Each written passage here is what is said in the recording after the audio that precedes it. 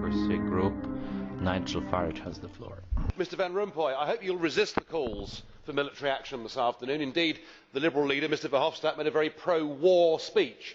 I hope you will resist that on the grounds that there is no legitimacy or consent for the European Union to take military action, and that experience shows that if you go into military action, that may be easy, but getting out of it can be rather more difficult, and getting involved in Libya could indeed be a Vietnam type experience. So please resist it.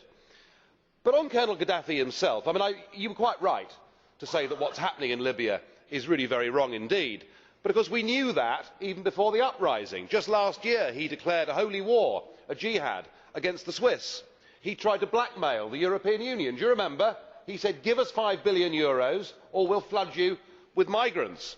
And of course he is the man who was happy to embrace al-Megrahi, the man who committed the biggest ever mass murder in British history.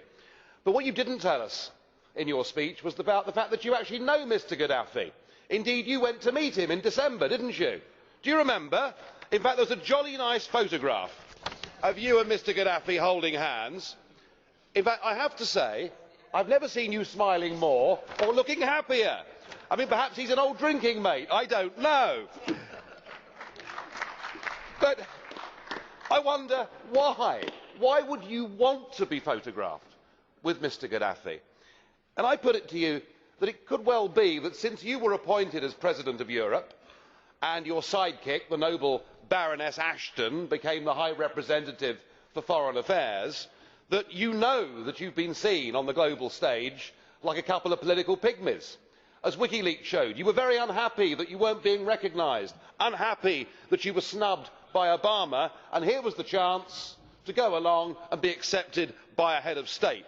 I don't think that you there parading with dictators was a very good or a sensible thing to do. Indeed, not just you, the British Labour government made similar mistakes. But I do ask you, at this juncture, and with the horrendous things that are going on in Libya, I do ask you, do you accept that it was an error to be photographed as recently as December with Colonel Gaddafi, and will you please, if you do, apologise for it?